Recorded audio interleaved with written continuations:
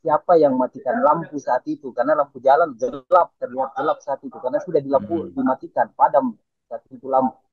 Nah, di saat itu memang sudah tidak ada lagi teman-teman yang pakai alma mater. Di saat itu memang sudah tidak ada. Ada tindak-tindak kekerasan dari aparat atau sebaliknya dari mahasiswa. Artinya terjadi bentrok-bentrok dari tanggal 24 sampai tanggal 29 itu, Bang Didit? Kalau bentrok, dia hanya saling lempar saja, tidak ada sampai yang memang besar seperti tanggal 29. Dan itu kalau di Makassar saling lempar batu itu memang rata-rata aksi begitu, sudah setiap aksi pasti akan terjadi itu gesekan-gesekan seperti itu. Nah, itulah di rata-rata para penegak hukum rata-rata meminta bantuan ke TNI karena persoalan ketika berkumpul di jembatan layang itu masanya akan lebih banyak lagi. Dan Ya. kira-kira begitu. Ya, Bang Didit, dari tanggal 24 itu sebetulnya aksi mahasiswa banyak di bawah flyover di Makassar, tapi kemudian tanggal 29 menuju ke gedung DPRD. Apakah agenda paripurna DPRD itu memang dijadwalkan tanggal 29, diketahui oleh mahasiswa, dan apa sebetulnya yang dibahas di paripurna itu yang tampaknya tetap diagendakan untuk dilaksanakan? Padahal ada eskalasi kekecewaan publik atau rakyat yang diwakili oleh aksi mahasiswa terhadap anggota DPRD. Bang Didit, analisa Anda. Sebenarnya sampai sekarang kemarin memang alasan kenapa dia paripurna pembahasan anggaran di tanggal 29 malam itu kenapa diputuskan kalau menurut dari pemerintah dan anggota dewan memang karena eh, persoalan waktu yang mereka memang long jadi diambil malam saat itu. Nah, di saat itu juga teman-teman masa juga memang mendapat informasi kalau memang rapat itu diadakan malam. Jadi tidak ada orasi yang terjadi saat itu. Dan beberapa eh, anggota dewan yang ada di dalam itu memang mereka menganggap bahwa demo saat itu hal biasa karena memang sering terjadi. Tapi Hmm. mereka dikagetkan ketika tiba-tiba bom molotov itu meledak dan menyala api di sekitaran eh, gedung DPRD Makassar itu.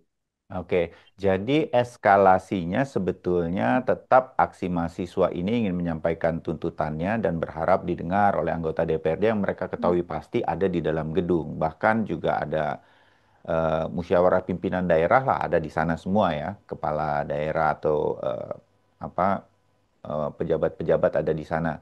Eh, dari amatan teman-teman wartawan yang meliput di sana, bagaimana eskalasi ini kemudian meningkat sampai ke tindak kekerasan yang lebih daripada tanggal 24 sampai tanggal 29 kan sebetulnya relatif hal yang biasa aksi mahasiswa tersebut, tapi akhirnya jadi eskalasi. Anda mengatakan tadi ada bom molotov lah atau apa. Di lapangan ini terlihat saya langsung kepada dugaan-dugaan, oh ada sekelompok orang yang menunggangi aksi mahasiswa ini. Apakah ini memang sudah terlihat arahnya pada tanggal 29 itu, atau masih tetap sebetulnya aksi mahasiswa yang mungkin ada oknumnya lah yang melempar bom molotov dan lain-lain, sehingga meningkat ke eskalasi anarkis atau kekerasan. Bung Didit. Ya, eh, memang kumpulnya massa kalau yang datang dari DPRD Makassar itu dia memang kumpulnya di depan kampus UMN itu yang Hmm. memang arahnya itu ada dua arah massa datang dari Jalan Pendidikan yang samping UNM sama yang di depannya Jalan Andi Jema.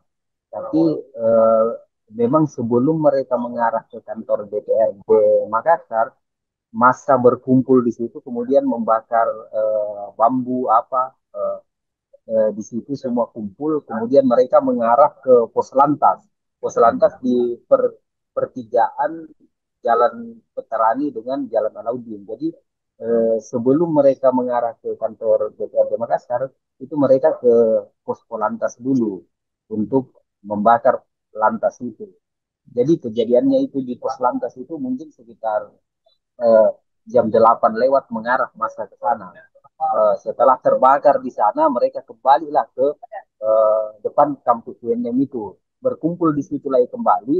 Kemudian eh, saya tidak tahu persis siapa yang matikan lampu saat itu karena lampu jalan gelap, terlihat gelap saat itu karena sudah Mm-mm. dimatikan, padam saat itu lampu. Nah, di saat itu memang sudah tidak ada lagi teman-teman yang pakai alma mater, di saat itu memang sudah tidak ada. Jadi eh, apakah disusupi saat itu atau bagaimana? Karena memang sudah tidak ada. Mereka semua menutup pakai scrub semua muka apa, kemudian mengarah ke langsung ke kantor DPRD Makassar. Di kantor DPRD Makassar itu mereka bawa bambu semua, masa langsung menyeranglah di situ dia di kantor DPRD Makassar. Jadi langsung memang sesampainya di kantor DPRD itu sekitar setengah 9, ya, kemudian langsunglah melempar bom molotov di situ mereka. Jadi Ya. memang tidak ada kesiapan sama sekali di saat itu. Karena memang aparat penegak hukum saat itu memang tidak ada sama sekali yang menjaga di DPRD Makassar itu.